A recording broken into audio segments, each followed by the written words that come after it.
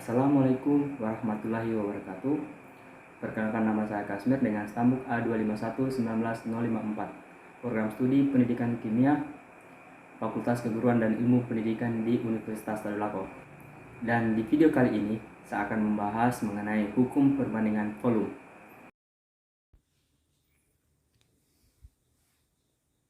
Jadi inilah orang yang pertama kali dalam menemukan hukum perbandingan volume. Sejarah Joseph Louis Gay-Lussac, seorang ahli bidang kimia dan fisika bernama Joseph Louis Gay-Lussac ini telah berjasa dalam bidang kimia. Dan dia telah menemukan suatu teori yang mendasari perkembangan teori kimia yang lain, yaitu hukum perbandingan volume. Selain itu, ia juga dikenal sebagai ilmu yang berkaitan dengan gas. Gay-Lussac dilahirkan di Vienna, tepatnya tanggal 6 Desember tahun 1778 di tahun 1802. Gay-Lussac pertama kali mencetuskan sekolah hukum kimia yang merupakan hasil dari percobaannya. Dalam rumusannya, ia mengatakan bahwa massa dan volume suatu gas yang dipertahankan agar tetap konstan akan berpengaruh pada tekanan gas.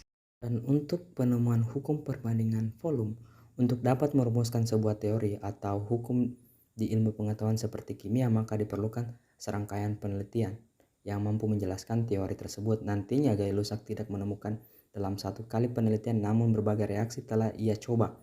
Ia menemukan bahwa untuk setiap satu satuan volume suatu gas hidrogen ternyata bereaksi dengan satu satuan volume gas Cl2 atau gas klorin. Reaksi ini akan menghasilkan dua satuan volume gas HCl atau hidrogen klorida, sehingga perbandingan volume yang didapatkan yaitu 1:1:2 untuk volume gas hidrogen, klorin, dan hidrogen klorida secara berturut-turut. Oleh karena itu, Gay-Lussac akhirnya berhasil merumuskan sebuah hukum kimia, yaitu sebagai berikut. Volume beberapa gas yang bereaksi dan volume gas hasil reaksi tersebut apabila diukur di suhu dan tekanan yang sama, maka akan berbanding menghasilkan bilangan bulat dan sederhana. Hukum ini kemudian menjadi sebuah landasan yang penting bagi stoikiometri gas modern. Selain itu, hukum Gay-Lussac menjadi dasar lahirnya hukum Avogadro dan juga membahas tentang suhu dan tekanan pada suhu molekul.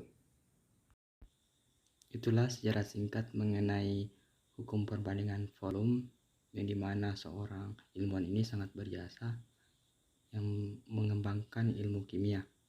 Jadi kita lanjut ke pembahasan.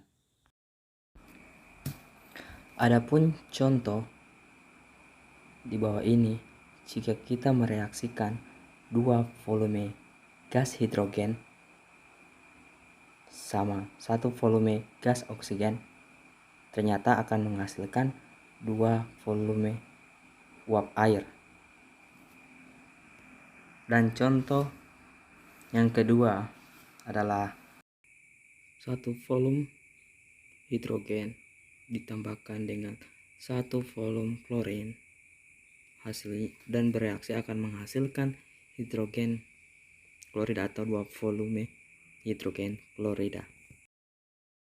Dan contoh yang berikutnya, di mana 3 volume gas hidrogen ditambahkan dengan satu volume gas nitrogen akan menghasilkan 2 volume amonia.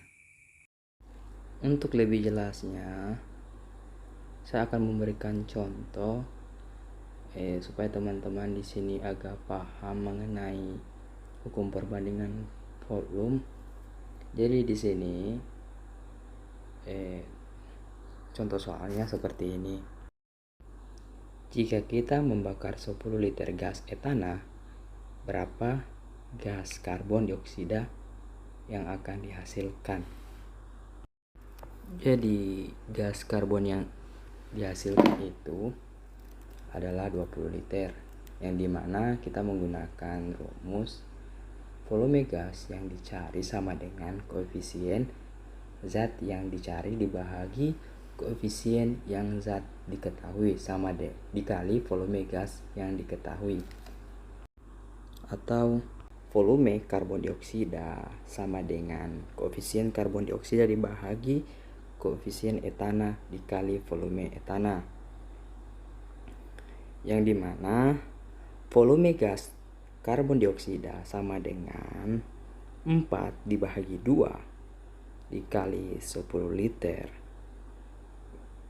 karbon dioksida sama dengan atau menghasilkan 20 liter, sehingga volume gas karbon dioksida yang dihasilkan itu adalah 20 liter.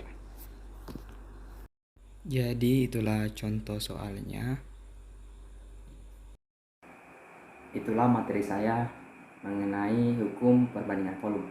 Jika teman-teman suka dengan video ini, silakan klik like, subscribe. Jika teman-teman tidak suka dengan video ini, ya berikanlah komentarnya. Terima kasih. Sekian dari saya. Wassalamualaikum warahmatullahi wabarakatuh.